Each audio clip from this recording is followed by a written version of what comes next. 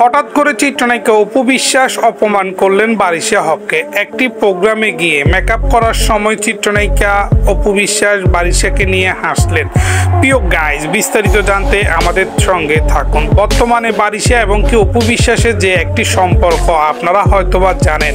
তাদের সম্পর্ক ফাটল ধরিয়েছেন জনপ্রিয় নায়িকা শবনম ইয়াসমিন বুবলি। অপু বিশ্বাস এবং কি বারিশার সঙ্গে বিগত অনেক বছরের একটি রিলেশন ছিল, যে রিলেশনটা হয়তোবা অনেকজনের চেনা।